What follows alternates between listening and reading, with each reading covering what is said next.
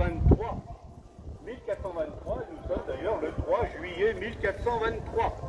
Et ce jour-là, eh bien, nous avons la chance d'avoir ici à Bourges le dauphin, roi, on va dire, depuis quelque temps, très peu de temps, le roi Charles VII.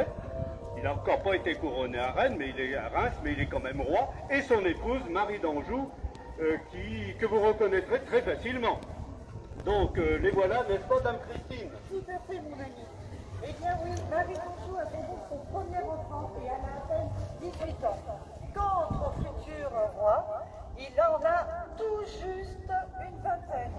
C'est le futur Charles VII et ils attendent bien évidemment leur premier enfant qui sera notre futur Louis XI.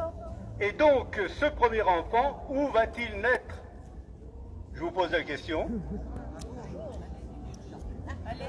Alors, premièrement, il va naître à Bourges. C'est pour ça qu'on est là. Et deuxièmement, il va naître ici, dans ce bâtiment. Voilà. Donc, il va naître ici. Et tout va bien se passer, même si les conditions matérielles ne sont pas excellentes. N'est-ce pas, Dame Christine? Alors, Dame Christine, je vous la présente, c'est une descendante de Christine de Pisan. Oh, vous avez tous lu Christine de Pisan.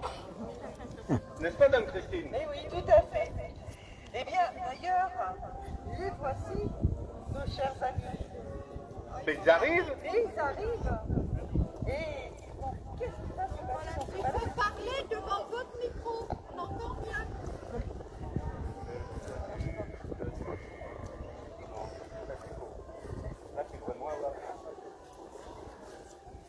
Si vous voulez bien nous suivre, mesdames et messieurs, nous allons assister à l'accouchement.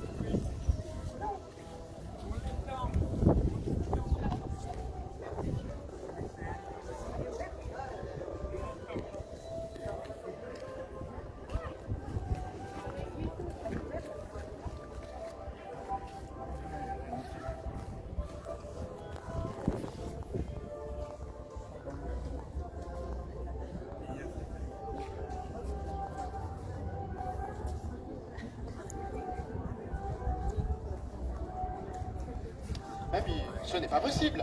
J'arrive dans cette bonne vieille ville de Bourges et le palais est en travaux. Notre enfant sera un garçon, j'en suis certain. Ne peut pas voir le jour dans ces états. Il y a des gravats partout, c'est insensé. Charles, ne te fâche pas.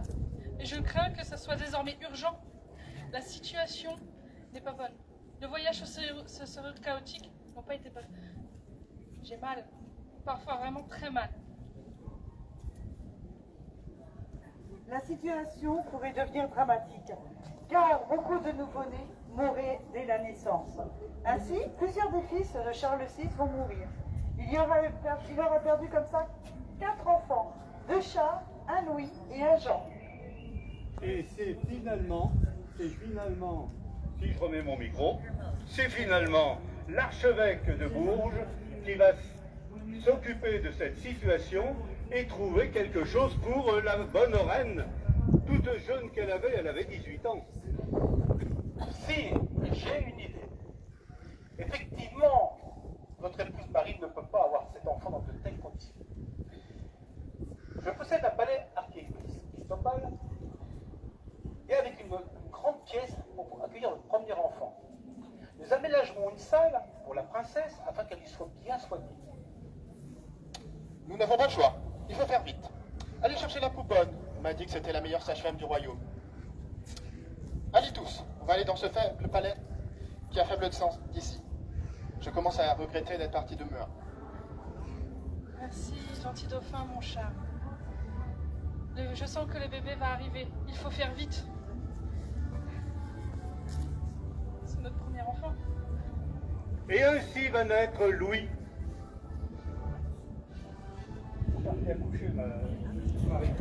C'est ainsi. On est tout à fait désolé, mais la porte, elle devait être ouverte. Donc maintenant, vous imaginez.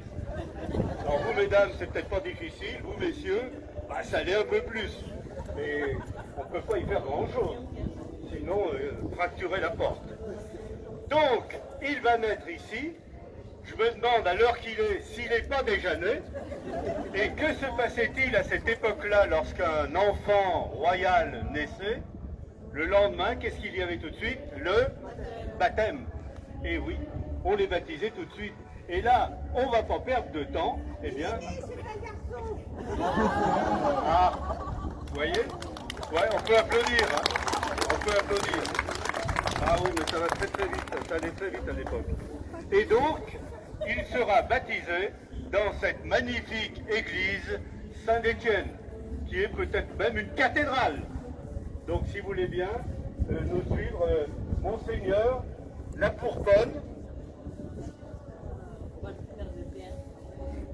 Et voyez à l'époque, hein, dès 2 heures après, en pleine forme. Allez-y. Et Monseigneur, et notre bonne sœur, et nous allons donc vers le portail sud de la cathédrale.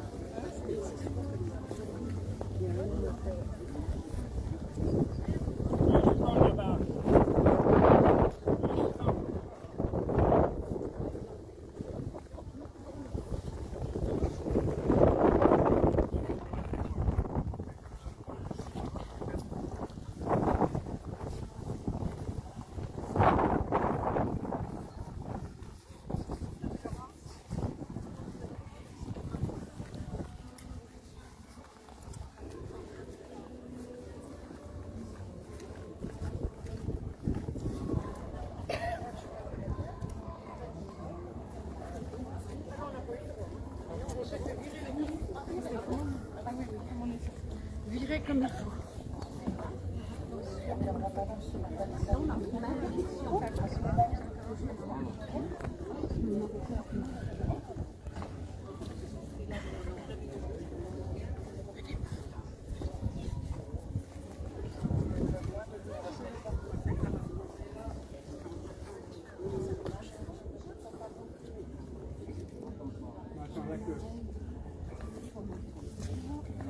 Bien, maintenant que vous êtes Manant de Bourges, laissez-moi vous dire quelques mots sur ce qu'était un baptême vers 1420. C'était quand même une grande opération. Il y avait en effet un sacrement, qui est le sacrement du baptême, il n'a pas beaucoup changé celui-ci. Il y avait aussi des porteurs de pièces. Alors des pièces plus ou moins lourdes, plus ou moins importantes, dont même une cloche, et puis le crémeau. Alors le crémeau c'est... Non, le crémeau, c'est le bonnet. Ah oui, porter un bonnet, c'était le crémeau. Et donc il était destiné à coiffer l'enfant après l'onction, n'est-ce pas, Dame Christine? Tout à fait, mon cher ami. D'ailleurs, vous avez le cierge ici qui va amorier, et c'est le parrain qui le porte de la main droite. Puis il y a la salière en métal précieux.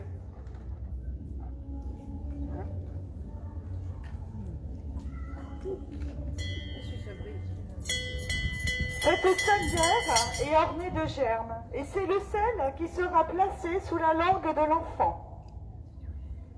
Les bassins d'or que vous voyez ici servent pour laver les mains du parrain et de la marraine et des aiguillères pour verser l'eau dans le bassin. Le rituel baptismal se déroulera en deux parties distinctes. La première se passera devant le parvis de la cathédrale. Et là, outre la procession, la foule sera déjà présente et compacte. La deuxième partie, la deuxième phase de la cérémonie se passera à l'intérieur de la cathédrale. Devant la porte je demande au parrain le prénom pour cet enfant à baptiser. Eh oui, eh bien il s'appellera Louis. Louis comme notre bon roi Saint-Louis qui partit en croisade. Et moi, Jean II d'Aquitaine. D'Alençon, pardon. Oh, c'est pareil, à peu près pareil. Comte du Perche, je promets, avec Catherine de Saint à mes côtés, sa marraine d'ailleurs, je promets de veiller sur le dauphin du meilleur que je puisse. Et d'ailleurs, je le promets, et n'oubliez pas, j'étais au siège d'Orléans.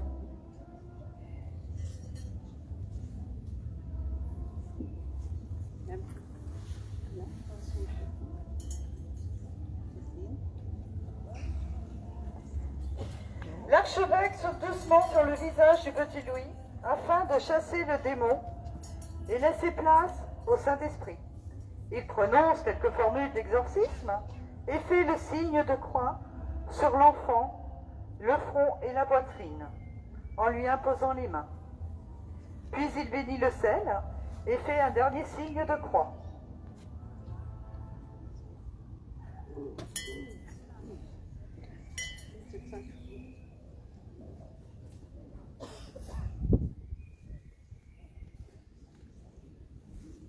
Eh bien, l'archevêque ayant prononcé quelques paroles, ayant posé quelques questions à l'enfant qui, naturellement, ne peut pas répondre, évidemment. Donc, ce sont nous, la marraine et le parrain, qui prononçons les mots à sa place. Et vous les parrains, tenez bien l'enfant pour la formule rituelle. Ego baptizo. In nomine Patris. Amen. Amen.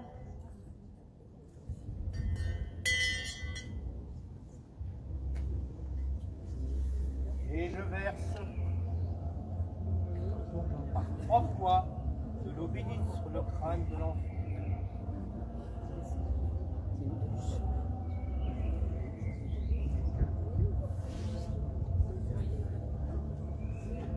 Avec le Saint-Crème, je trace une croix sur la tête de Louis.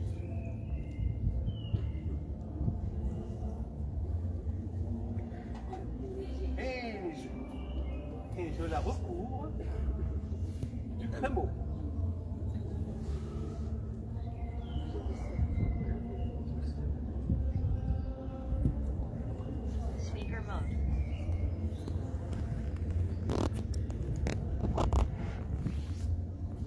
Voici la fin de la cérémonie. Les parrains, veuillez lever les mains dans les bassins. Et c'est avec la barceresse, Clémence de Fillol, une sorte de berceuse que moi, Près de la bouche. c'est avec sa barceresse, Clémence Fillol, une sorte de berceuse que moi, Jeanne Bourbonne, nous allons élever pendant un certain nombre d'années ce petit dauphin devenu un si grand roi. Nous avions aussi Jacques Trémaud comme gouverneur, car il fallait protéger ce tout petit enfant. Sire. Où il est mon sire? Sire. Je voudrais vous montrer, si je puis, une prouesse technique qui a été réalisée cette année-là et installée l'année d'après, donc en 1424, une 2 qui suivent. Enfin, dans les dates, hein, le reste, je suis d'accord, hein, sur le baptême, il n'y a pas de problème. Et donc, cette horloge, elle prend le nom très souvent, horloge de Louis XI, puisqu'elle a été offerte par le roi à la cathédrale de Bourges, donc le roi Charles VII, pour justement ce magnifique baptême du petit Louis, qui va être donc le roi Louis XI. Et donc, je vais vous raconter un tout petit peu comment s'est faite cette horloge astronomique, parce que nous avons la chance, je crois, Dame Christine, d'avoir la personne qui l'a fabriquée. Tout à fait. Jean Fuseris est avec nous. Cette œuvre est due à un chanoine, mathématicien, on dirait même un grand ingénieur. Et comme je viens de vous le dire, il s'appelle Jean Fuseris. Et nous avons là la chance, la grande chance, puisqu'il est revenu à Bourges en ce moment. Mais je ne le vois pas. On va demander à Sœur Sourire où pourrait se cacher Jean Fuseris. Sœur Sourire. Oui. Dites-moi, ma sœur, savez-vous où se trouve notre grand ami Jean? Jean Fuseris, il était là il y a quelques instants. Il est parti chercher une grande flèche. Mais vous savez, c'est un grand savant. Il travaille, il ne faut surtout pas le déranger. Il travaille pour le roi Charles, notre roi Charles. Ah, mais le voilà, justement. Laissez-moi vous dire, ma sœur, que j'ai trouvé une aiguille. Là aussi, moi aussi. Et vous savez que je travaille aussi depuis des années sur les horloges. Et j'en ai fait une extraordinaire. Une horloge avec une aiguille. Les modernes en ont une seconde. Et mon horloge à une aiguille me donne l'heure, les sigles de la Lune, les signes du zodiaque, et à l'intérieur du zodiaque, les jours, ainsi que la hauteur du soleil. Mais savez-vous que beaucoup de diplômes proviennent de cet homme dans le métier de cadran, d'horloge? Il est connu comme un astrologe extraordinaire. J'ai été nommé en 1404, cela fait plus de 20 ans, chanoine de Reims. Et je suis aussi mathématicien et astronome. Mon horloge a été fabriquée par un serrurier de Bourges, André Cassard. Elle est extraordinaire, mon horloge astronomique. Elle varie d'une seconde en 150 ans. Mais ce que j'aime dans cette horloge, voici l'horloge. Ce que j'aime, ce sont les 4 cloches et le tintement tous les quarts d'heure et les 4 premières notes de l'Ave Maria, la sol, la ré.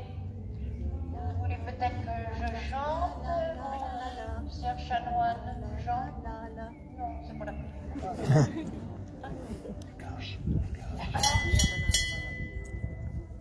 Vous êtes bien tous très gentils, mais je dois aller travailler sur un train d'engrenage qui va durer plus de 500 ans, j'en suis certain, pour des drôles de chariots.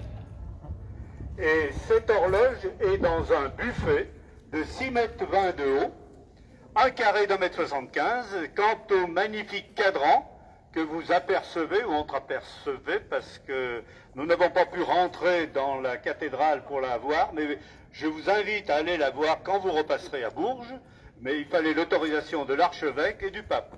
Et on n'a pas eu, enfin il y en a une qu'on n'a pas eue. Et donc, en ce qui concerne ce cadran, il est l'œuvre de Jean Grangier, que vous connaissez tous sous le nom de Jean d'Orléans. Ben oui, Jean d'Orléans, vous vous rappelez où il travaillait, Daniel? Il travaillait juste à côté de chez nous, rue Porte-Jaune. Il travaillait avec les frères de Limbourg. Tu les as bien connus, c'est vrai. N'est-ce pas, Dame Christine? Tout à fait. Et cette horloge qui dite de Louis XI sera placée au-dessus du jubé en 1424, à 7 mètres de haut. Elle fut réhabilitée d'ailleurs après l'incendie de 1986 et désormais, maintenant, elle fonctionne. Et nous poursuivons notre périple avec notre bon roi, qui va bientôt être couronné dans 7 ans. Oui, dans 7 ans. Hein, dans 7 ans. Donc il y a encore un peu le temps.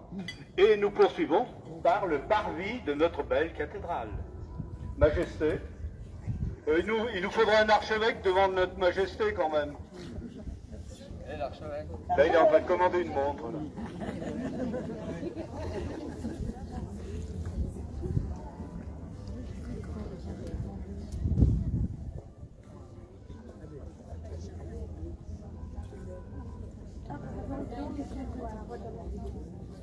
Bon, la cour du roi, il faudrait peut-être la... Voilà. Bah oui. On était gênés par la pourfonne. Ah bah oui, c'est là.